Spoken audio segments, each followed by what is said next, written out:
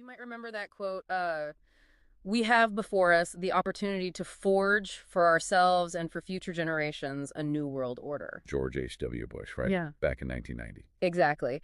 And, well, this deep dive today, it's not directly about that specific new world order, Okay. but it is about something maybe even more foundational, Yeah. the surprising origins of the Bush family's influence, how it was all constructed. The building block. Yes, exactly. We're talking finance, powerful social circles, international money flows. And it really starts with Prescott S. Bush. Our mission for you is to unpack that beginning. And we're drawing heavily for you today from the dossier, the Bush family oil, intelligence, and empire. Gives a pretty unique perspective on these early days. Okay, so let's unpack this. Where does Prescott Bush first properly enter this whole East Coast financial world? Well, a really key moment was his marriage to Dorothy Walker. Daughter of George Herbert Burt Walker. Precisely. And Burt Walker was a powerhouse. So that marriage, it wasn't just, personal. It was a direct gateway into finance, into those elite circles. He leveraged that connection. Makes sense. And he moved up quickly. Oh, definitely. By 1924, he's already vice president at W.A. Harriman & Co. Wow. Yeah. And then, just a few years later, in 1931, he becomes a partner at the merged firm, the very influential Brown Brothers Harriman. BBH. And something important about BBH, according to the dossier, is this kind of noblesse oblige culture. This idea that powerful men like Prescott or Averell Harriman, they could sort of float between their private financial work and public service roles. It blurred the lines, Which is a pattern we see emerge early on. Interesting. Okay, so he's rising fast in this established world, but then things take a, let's say, more complicated turn with the Union Banking Corporation, UBC. Ah, yes, UBC. This is where it gets significantly more controversial. Prescott Bush was a director there. And what exactly was UBC's deal? Why is it so significant? Well, UBC was basically the American money channel for a major German industrialist, Fritz Thyssen. Thyssen. He was one of Hitler's earliest, biggest financial backers, wasn't he? He was a very powerful early supporter of the Nazi Party. So UBC acted as the U.S. investment arm for Thyssen's bank back in the Netherlands. A Dutch intermediary. Clever. Right.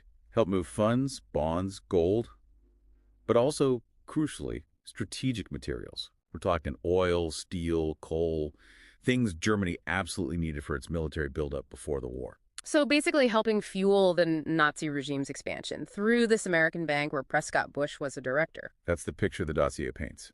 It was a way to get capital and resources into Germany. The U.S. government eventually caught on. In October 1942, they actually seized UBC's assets. Seized them? Under what grounds? Under the Trading with the Enemy Act. They called UBC a, quote, commercial and financial company collaborating with the enemy. Pretty strong language. Extremely strong collaboration. Yeah. And there are even some suggestions in declassified files that dealings might have continued somehow, maybe through post-war havens, until as late as 1951. That's quite something. And it highlights that pattern you mentioned earlier, doesn't it? How so? Well, this idea of, public duty versus private enterprise. Prescott was involved with the USO. Harriman was an anti-Nazi envoy. Very public, patriotic roles. Right. But behind the scenes, this UBC business is happening. It seems like a way to use public image to maybe shield these more controversial dealings. It certainly raises that question. And the dossier suggests this whole UBC situation shows an early mastery of complex corporate structures. Like the Dutch bank connection. Exactly. Using layers, international intermediaries. It makes ownership opaque, helps capital flow across borders, even sensitive ones. It's like a template almost for future operations. Okay, so given all that background, especially the Thyssen connection, we have to ask about the business plot allegations from 1933. Ah, right. The Smedley Butler story. Yeah, Marine Major General Smedley Butler testified about this alleged plot by wealthy financiers and industrialists to basically overthrow FDR and install some kind of fascist dictatorship. And it's important to remember, the congressional committee that heard him out, they did conclude that they'd, quote, received evidence showing that certain persons had made an attempt to establish a fascist organization in this country.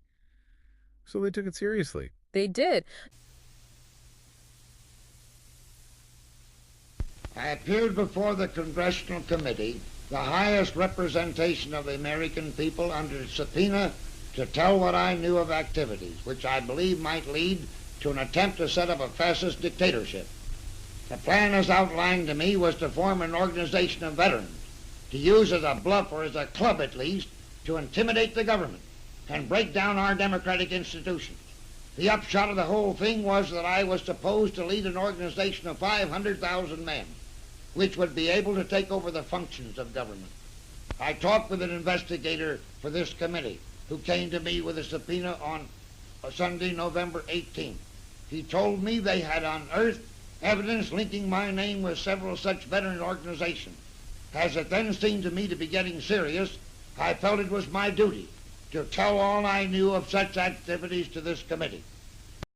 Now, Prescott Bush's name gets linked to this sometimes. What's the actual connection there, according to the record? Okay, this is crucial. His name does not show up in the actual congressional testimony from Butler back in 1934. Right, not in the original testimony. No.